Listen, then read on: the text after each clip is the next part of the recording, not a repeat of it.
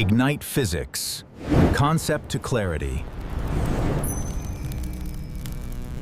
എപ്പോഴെങ്കിലും ശ്രദ്ധിച്ചിട്ടുണ്ടോ നമ്മൾ വീട്ടിൽ മിക്സി ഓൺ ചെയ്യുമ്പോൾ ആ ടേബിള് മുഴുവൻ വിറയ്ക്കുന്നത്?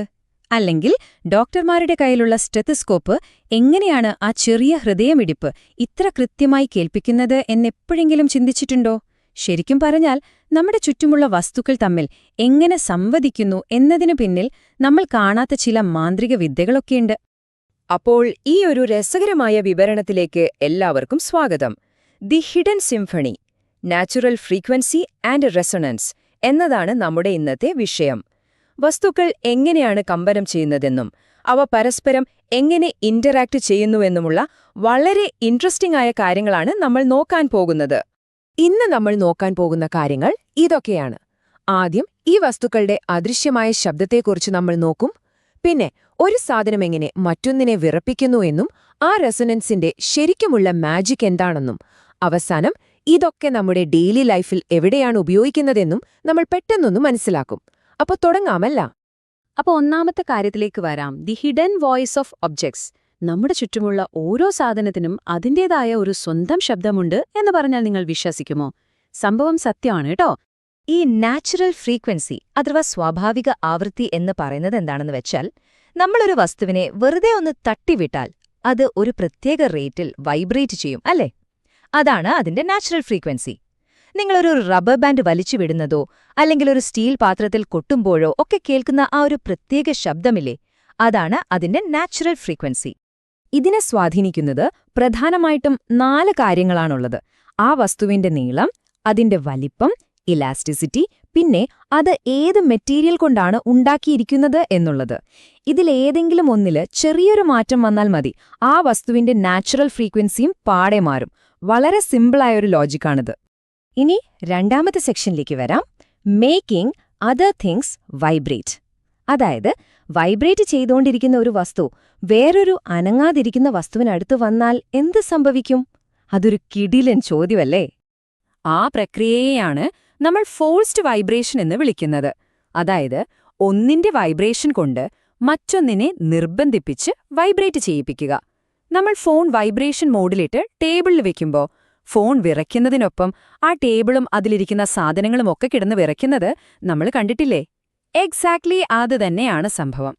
ഇവിടെ നോക്കൂ, ആ കുട്ടി ട്യൂണിംഗ് ഫോർക്ക് അടിച്ചിട്ട് അതിന്റെ തണ്ട് മേശപ്പുറത്ത് അമർത്തിവെക്കുന്നത് കണ്ടോ? അവിടെ എന്താ സംഭവിക്കുന്നതെന്ന് വെച്ചാൽ, ഈ ട്യൂണിംഗ് ഫോർക്ക് വൈബ്രേറ്റ് ചെയ്യുന്നതിനൊപ്പം അതാ വലിയ മേശയെ കൂടി നിർബന്ധപൂർവ്വം വിറപ്പിക്കുകയാണ്. ഇങ്ങനെ മേശയും ഫോർക്കും കൂടെ ഒരുമിച്ച് വൈബ്രേറ്റ് ചെയ്യുമ്പോൾ പെട്ടെന്ന് ആ ശബ്ദം നല്ല ഉച്ചത്തിലാകുന്നത് കേൾക്കാം. കാരണം എന്താണെന്നോ? ആ ചെറിയ ട്യൂണിംഗ് ഫോർക്കിനേക്കാൾ വലിയൊരു സർഫസ് ഏരിയയാണ് ഈ മേശയ്ക്കുള്ളത്. ആ വലിയ പ്രതലം മൊത്തത്തിൽ വൈബ്രേറ്റ് ചെയ്തു തുടങ്ങുമ്പോൾ സ്വാഭാവികമായിട്ടും ശബ്ദം ഭയങ്കരമായിട്ട് കൂടും. ഓക്കെ, ഇനി നമ്മൾ പോകുന്നത് ഈ വിഷയത്തിലെ തന്നെ ഏറ്റവും എക്സൈറ്റിംഗ് ആയ ഭാഗത്തേക്കാണ് കേട്ടോ.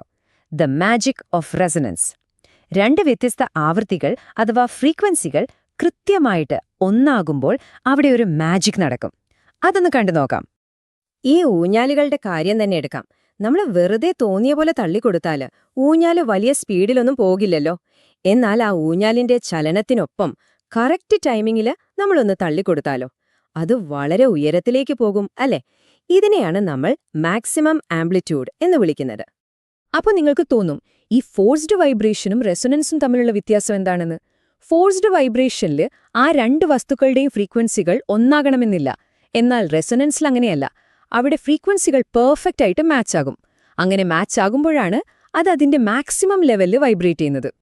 കുറച്ചുകൂടി സിമ്പിളായിട്ട് പറഞ്ഞാൽ, പ്രേരണ നൽകുന്ന വസ്തുവിന്റെ നാച്ചുറൽ ഫ്രീക്വൻസിയും അത് കാരണം വൈബ്രേറ്റ് ചെയ്യുന്ന വസ്തുവിന്റെ നാച്ചുറൽ ഫ്രീക്വൻസിയും കൃത്യമായിട്ട് ഈക്വൽ ആകുന്ന ആ ഒരു സ്റ്റേറ്റിനെയാണ് നമ്മൾ റെസൊനൻസ് എന്ന് വിളിക്കുന്നത്. ശരിക്കും പ്രകൃതിയുടെ ഒരു മാജിക് തന്നെയാണിത്. ഇത് പ്രൂവ് ചെയ്യാൻ അടിപൊളിയൊരു എക്സ്പെരിമെന്റ് ഉണ്ട്. ഒരു മരക്കട്ടയിലെ എ മുതൽ എഫ് വരെ പല നീളത്തിലുള്ള 6 ഹാക്സോ ബ്ലേഡുകൾ ഉറപ്പിച്ചു വെച്ചിരിക്കുന്നത് ശ്രദ്ധിക്കൂ. ഇതിൽ ഓരോന്നിന്റെയും നീളം വ്യത്യാസമുള്ളതുകൊണ്ട് അവരുടെ നാച്ചുറൽ ഫ്രീക്വൻസികളും വ്യത്യാസമായിരിക്കും. പക്ഷേ ഇവിടെയാണ് ഏറ്റവും വലിയ ട്വിസ്റ്റ് ഉള്ളത്. ഇതിലെ എ, സി, ഇ എന്നീ 3 ബ്ലേഡുകൾക്കും ഒരേ നീളമാണ്. അതിനർത്ഥം അവയുടെ നാച്ചുറൽ ഫ്രീക്വൻസിയും തുല്യമായിരിക്കുമെന്നാണല്ലോ. ഇതിൽ നമ്മൾ എ എന്ന ബ്ലേഡ് മാത്രമൊന്ന് തട്ടിവിട്ടാൽ എന്ത് സംഭവിക്കുമെന്ന് ഊഹിക്കാമോ? നമ്മൾ തൊടുക പോലും ചെയ്യാതെ തന്നെ സിയും ഇയും വളരെ ശക്തിയിൽ വൈബ്രേറ്റ് ചെയ്യാൻ തുടങ്ങും. കാരണം അവയുടെ ഫ്രീക്വൻസികൾ സെയിമാണ്. ഇതാണ് റെസൊണൻസ് നമ്മൾക്ക് മുന്നിൽ കാണിച്ചു തരുന്നത്. ഇനി നമ്മൾ അവസാനത്തെ സെക്ഷനിലേക്ക് കടക്കാണ്. Good vibrations in real life. ഫിസിക്സിലെ ഈ കാര്യങ്ങളൊക്കെ വെറും സയൻസ് ബുക്കുകളിൽ മാത്രം ഒതുങ്ങുന്ന ഒന്നാണെന്ന് കരുതരുത് കേട്ടോ. നമ്മുടെ ഡെയിലി ലൈഫിൽ ഇതെങ്ങനെയൊക്കെയാണ് വർക്ക് ചെയ്യുന്നതെന്ന് നോക്കാം. ആദ്യം നമ്മൾ ചോദിച്ച ആ സ്റ്റെതസ്കോപ്പിന്റെ കാര്യം തന്നെ എടുക്കാം. നമ്മുടെ ശരീരത്തിനുള്ളിലെ ആ ചെറിയ സൗണ്ട് പോലും ഡോക്ടർമാർക്ക് ഇത്ര കൃത്യമായി കേൾക്കാൻ കഴിയുന്നത് ഈ ഫോഴ്സ്ഡ് വൈബ്രേഷനും റെസൊണൻസും കാരണമാണ്. അതുപോലെ തന്നെയാണ് നമ്മൾ വലതുവശത്ത് കാണുന്ന ട്രംപറ്റ് പോലെയുള്ള സംഗീതോപകരണങ്ങളും.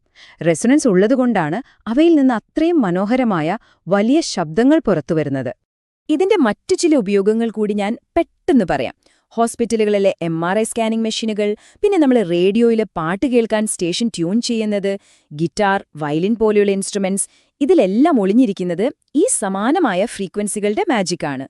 നമ്മൾ FM-ൽ സ്റ്റേഷൻ ട്യൂൺ ചെയ്യുമ്പോൾ ശരിക്കും സംഭവിക്കുന്നത് നമ്മുടെ റേഡിയോയുടെ ഫ്രീക്വൻസിയും അവരുടേതും തമ്മിൽ കൃത്യമായി മാച്ച് ചെയ്യിക്കുകയാണ്. അപ്പോൾ അതൊക്കെയാണ് കാര്യങ്ങൾ. അങ്ങനെ നമ്മൾ ഈ വിവരണത്തിന്റെ അവസാന ഭാഗത്ത് എത്തിയിരിക്കുകയാണ്. ഇനി നിങ്ങൾ ചുറ്റുമൊന്ന് നോക്കിക്കേ. ഇതുപോലെ റെസൊണൻസിനായി കാത്തിരിക്കുന്ന നമ്മളീ കാണാത്ത എത്രയെത്ര ഫ്രീക്വൻസികളായിരിക്കും ഈ നിമിഷം നിങ്ങളുടെ മുറിയിൽ തന്നെയുള്ളത്, അല്ലേ? ആലോചിക്കാൻ തന്നെ ഭയങ്കര രസമുള്ളൊരു കാര്യമാണിത്. അപ്പോ ഈ അറിവുകൾ നിങ്ങൾക്ക് വളരെ ഇൻട്രസ്റ്റിംഗ് ആയി എന്ന് കരുതുന്നു. താങ്ക്